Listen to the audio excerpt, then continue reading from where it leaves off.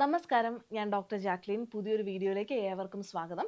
ഇന്നത്തെ ഈ വീഡിയോയിൽ നമുക്ക് ഡ്രൈ സ്കിൻ ഉള്ളവരായിട്ടുള്ള ആൾക്കാർക്കോ അല്ലെങ്കിൽ എക്സിമ മൂലം ഡ്രൈ സ്കിന്നോ അല്ലെങ്കിൽ വേറെ ഏത് തരത്തിലുള്ള സ്കിൻ ഡിസീസ് മൂലം ഉണ്ടാകുന്ന ഡ്രൈ സ്കിൻ പരിഹരിക്കാൻ എന്തൊക്കെ ചെയ്യണം, പ്രത്യേകിച്ച് ഈ ഒരു കാലാവസ്ഥയിൽ, തണുപ്പ് കാലാവസ്ഥയിലോ അല്ലെങ്കിൽ വിദേശത്ത് തണുപ്പിൽ താമസിക്കുന്ന ആൾക്കാർക്കൊക്കെയാണ് കൂടുതലായിട്ടും ഈ ഒരു അവസ്ഥ അഭിമുഖീകരിക്കേണ്ടി വരുന്നത്. അപ്പോൾ നമുക്ക് എന്തെല്ലാം ചെയ്യാൻ സാധിക്കും? ആയുർവേദത്തിൽ ഇതിൻ്റെ വളരെ സിമ്പിൾ ആയിട്ടുള്ള ഒരു ടെക്നിക്ക് ഞാൻ ഷെയർ ചെയ്യാം. അതിൽ 4 കാര്യങ്ങൾ ഇൻക്ലൂഡഡ് ആണ്.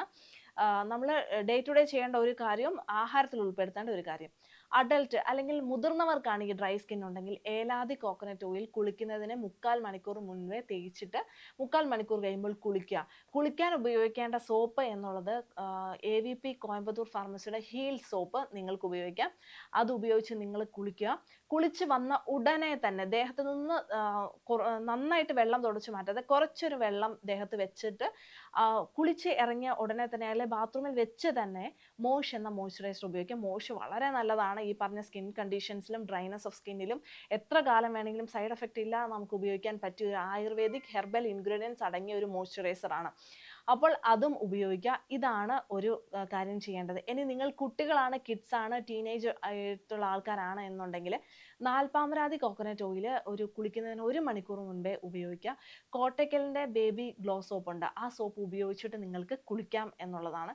കുളി കഴിഞ്ഞ പാടെ തന്നെ മോഷ്, ഇവർക്കും കുട്ടികൾക്കും മോഷിൻ്റെ മോയ്സ്ചറൈസർ ഉപയോഗിക്കുന്നതാണ് നല്ലത്. ഇത് ആയുർവേദമാണ്. ഞാൻ പറഞ്ഞതുപോലെ കെമിക്കൽ കണ്ടൻസ് ഒന്നും നമ്മൾ ഈ കാര്യങ്ങളിൽ ഉപയോഗിക്കുന്നില്ല. സോപ്പ് ആണെങ്കിലും കംപ്ലീറ്റ്ലി ഹെർബൽ, ഓയിൽ ആണെങ്കിലും ഹെർബൽ, അതുപോലെ തന്നെ മോയ്സ്ചറൈസർ ആണെങ്കിൽ ഹെർബൽ. അപ്പോൾ കംപ്ലീറ്റ്ലി ഒരു ഹെർബൽ പാക്കേജ് ആണിത്.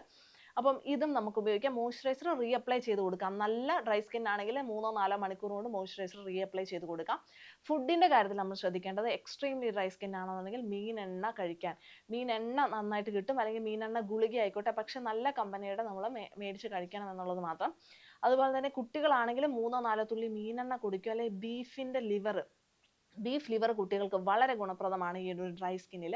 അപ്പം ഇത്രയും കാര്യങ്ങൾ നിങ്ങൾ നോക്കുകയാണെങ്കിൽ ഒട്ടുമിക്ക ഡ്രൈ സ്കിൻ, ഇത് തീർച്ചയായിട്ടും ഒരു ഡ്രൈ സ്കിന്നുകാർക്ക് കംപ്ലീറ്റ്ലി ക്യൂർ പോസിബിൾ ആണോ എന്ന് ചോദിച്ചാൽ വളരെ സാധ്യത കുറവാണ്. അതുകൊണ്ട് തന്നെ ഇത് നിങ്ങൾ ഡേ ടു ഡേ ലൈഫിൽ ഇംപ്ലിമെൻറ്റ് ചെയ്തില്ല എന്നുണ്ടെങ്കിൽ സ്കിന്നിൻ്റെ ക്വാളിറ്റി നഷ്ടപ്പെട്ടു പോകാനുള്ള സാധ്യതയുണ്ട്. ഇത് ഇത്രയും കാര്യങ്ങൾ ഒന്ന് കണ്ടിന്യൂ ചെയ്ത് പോകും, പ്രത്യേകിച്ച് തണുപ്പ് കാലത്ത്. ഇനി തണുപ്പ് കാലം അല്ല എന്നുണ്ടെങ്കിൽ നമുക്ക് എണ്ണയുടെ പാർട്ട് ഒഴിവാക്കാം. എണ്ണ തേക്കുന്ന ഒഴിവാക്കി സോപ്പും മോയ്സ്ചറൈസറും മാത്രമാക്കുകയും ചെയ്യാം എന്നുള്ളതാണ്. ഈ ഒരു വീഡിയോ എല്ലാവർക്കും ഉപകാരപ്രദമായെന്ന് കരുതുന്നു. മറ്റൊരു വീഡിയോയിൽ വീണ്ടും കാണാം. നന്ദി.